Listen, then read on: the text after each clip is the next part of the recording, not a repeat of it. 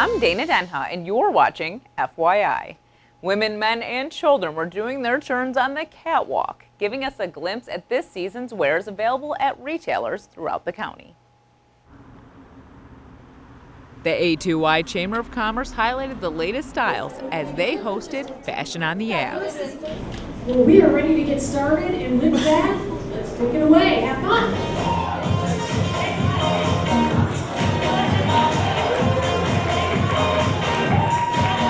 This is our 4th year in the making, basically just to support and represent our local retailers here in the community. You're going to see something you could wear to a wedding, something you could wear out to dinner, something you could wear to a reception, to an event like this, something that you could travel and feel beautiful in Ann Arbor, New York, Paris. The runway lit up with fashions for all ages, attitudes, and genders. You're going to see a line of seasonal fashion from kids' fashion to some elegant wear for ladies. We also have men's clothing from a sports line, and we offer it every day, all day. They are local, but then some of them are independent, and some of them are chains like Sam's Club. And then we also have Fall Raven, Banana Republic, Athleta, and some of those common names as well. Maximory is a fashion brand where I design all clothes handmade. We offer fashion show services where I design a collection and plan the fashion show event for you. Collected Works is celebrating its 40th anniversary of being in business in the downtown Ann Arbor area. And we are specializing in small designers that are from the United States. We offer, great fashion from some of your hottest designers right now. Stay tuned, and we'll be back shortly with more news and information.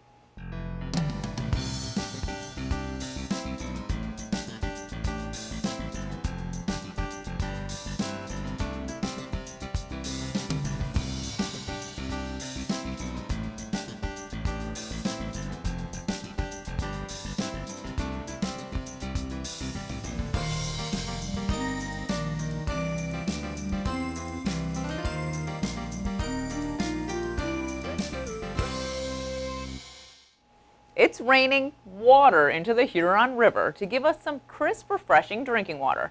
Learn more about how the water gets from nature to our faucets next. The city's water treatment plant welcomed one and all to reveal how our award-winning water is processed. We're responsible for delivering water to 125,000 customers in the city of Ann Arbor. We pump the water from the Huron River and wells. We combine it at the plant, treat it here before it's delivered. The city utilizes a multi-barrier approach to ensure no unwanted particles reach the water we use in our everyday lives. The heart and soul of this plant is lime softening. The water in Ann Arbor is really quite hard. Hardness is primarily magnesium and calcium. So what we're trying to do here is remove those minerals from the water. We disinfect and filter the water, biologically active filters, so we're growing actually bacteria in the filters in order to consume things that we want to remove. After filtration, we add a little bit of a disinfectant that will persist in the system, so when customers turn on their water at their taps, there is a little bit of a residual disinfectant to protect the water in its pathway from the plant to our customers' homes and businesses. The Natural Area Preservation, or NAP, aims to control invasive species in areas throughout Ann Arbor.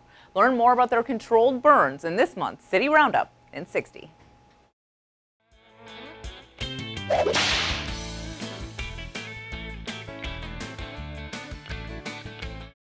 Hi, I'm David Borneman. I'm the Natural Area Preservation Manager for the City of Ann Arbor Parks Department. This is the 23rd spring that we've been out in these parks doing controlled burns or prescribed burns. The purpose is to identify the area that we want to burn, our burn unit, and completely surround that by some kind of a burn break. In this case, it's a trail where the leaves have been removed. So when we light the fire next to that trail, the fire can only go in one direction, back towards the center of the burn unit. There are trained staff and volunteers wearing these yellow Nomex uniforms that are fire resistant, hard hats, gloves, walkie-talkies to stay in touch. And if the fire should jump across the break, we've got water to put that out immediately. We're also trying to make sure none of the big logs or dead trees catch fire. You may hear the sound of the leaf blowers in the background. blowing leaves away from those fire-sensitive areas. If anyone's interested in getting involved in this program or other volunteer efforts with natural area preservation, or just to learn more about our prescribed burn program, you're welcome to check out our website at a2gov.org/napburn, N-A-P-B-U-R-N. Thanks much. Redbud Productions is taking us on a trip back to the 1960s with The Prodigal Son. This autobiographical play is based on the high school drama surrounding Oscar, Tony, and Pulitzer Prize-winning author John Patrick Shanley. Joining me is director Loretta Grimes and actor Liam Weeks for The Prodigal Son. Welcome to the show, or welcome back. You've both been here together before. We have. Thank you, Dana. Happy to be back. So why don't we start with you, Loretta, and you tell us a little bit about this show and why you decided to direct it. Well, Tim and I saw it off Broadway last February and loved it. And I've been a big fan of his, and I think primarily because of his writing. His writing is so good, and his character development is so amazing. And I think people might not be familiar with Prodigal Son, but they probably are familiar with Doubt. And that won the Pulitzer Prize and also the Tony for Best Drama in 2005. But I think I was drawn to this play because of the main character, Jim Quinn, and his journey. And it's amazing how I think we all root for underdogs, and he definitely is an underdog in this environment. And I think what I love about it is there's so much change, not just in him, but in everyone that he touches. And so basically it's a story of, and I can let Liam add on to this, but it's a story of Jim Quinn. It's autobiographical, so Jim Quinn is John Patrick Shanley. And he's from the Bronx, kind of a Irish-Italian neighborhood, and he ends up flunking out of every school. He gets into fistfights and is just a brilliant guy who just needs some direction. And he ends up going to this wonderful school in New Hampshire, in Harrisville, New Hampshire, called the Thomas More School, and it's a private Catholic boys boarding school. And it's sort of, you can't imagine his life there. I mean, it's like trying to fit a round hole into a square peg, but so much happens during that time. And so he has a lot of interaction with the headmaster, who is Tim, my husband, and the English teacher, who is Nate Brassfield, and also there's only one woman in the show, and that's Deb Wood, and she plays the headmaster's wife. And so all of these people he interacts with, and there's just a lot of change that occurs within them during this process. Right. And myself. I'm being shaped and molded, well, Jim Quinn is during the show. You are one, I guess, right now. That's probably how trying you feel. to be, sure.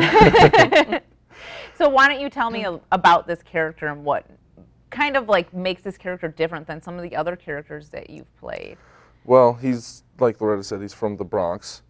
So I get to do an accent, He does. which is, it's been a lot of fun, actually. It's not quite as daunting as I thought it was going to be at first. I think it probably depends on the kind of accent that you're doing. And that one might be a little easier because it's one a lot of us make fun of. Right, yeah, Bronx, yeah. I feel so tough all the time doing the Bronx accent.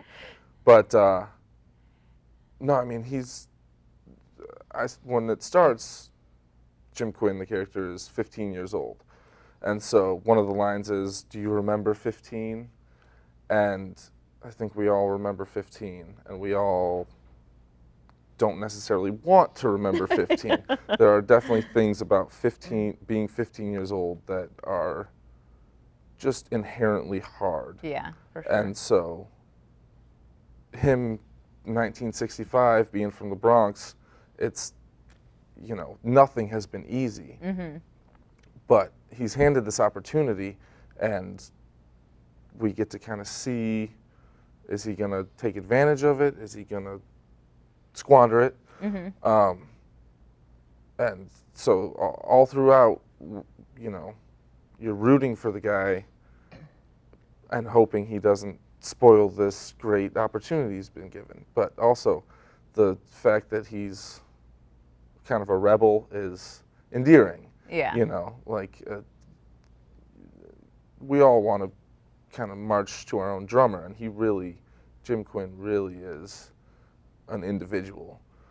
Do you find that there was challenges in playing someone that is based truly on a real person? It's kind of weird. It's especially because he wrote the play too. Yeah. And so you read the lines and you think, this guy is remembering this moment in his own life and reliving it through writing it. So there is kind of a responsibility to try to be true to the words. But no, if anything, it's easier to play a real life person because you have all this background information. You know, I mean, luckily there's a lot of. I'm sure your character sheet was extensive. Yes. Yeah. Well, actually, I don't think mine was as bad as Deb's somehow. But I mean, that's all it was, though. I went online, and there's pages. Yeah, you're not really making it up. It's a real. He's a real person, so he has a real life. Right, which was fun, you know, like learning about him. Yeah, he's done amazing things too. He went on to go to NYU and flunked out of there, and then joined the Vietnam War, and then went back to NYU and graduated as valedictorian. Yeah. So, just an incredible guy. So, you know, you want to do it right. Yeah. It's such a cool, living person. When is the show? The show is June 1st through 3rd at Carytown Concert House. And the show starts at 8 p.m., but I would advise it's open seating, so I'd advise people to get there early. And, or you can go on the Carytown Concert House website, or you can call them directly at 769-2999. And can you just reserve the tables, or can you reserve a seat too, or just a ticket? Yes, you can reserve a ticket. Yeah. Yes. But the tables you can book in advance. You can, yeah. So why don't you just both tell us why they should come see The Prodigal Son and live it with you? I think for just the story, I think is so powerful, and this group of actors are just bringing so much to it. I think everyone can relate to Jim, because I think Jim isn't everyone. And I think the beauty of Liam's performance is that I think with a less talented actor, you might not like Jim. He could probably be portrayed as an unlikable character, but I think Liam brings this vulnerability and this likability to the character, which I think everyone will respond to. Liam, you want to add on to that? Yeah, I do. Thank you, by the way. You're welcome. Real love fest. So, I mean, you know, it occurred to me the other day that this is just another coming-of-age tale.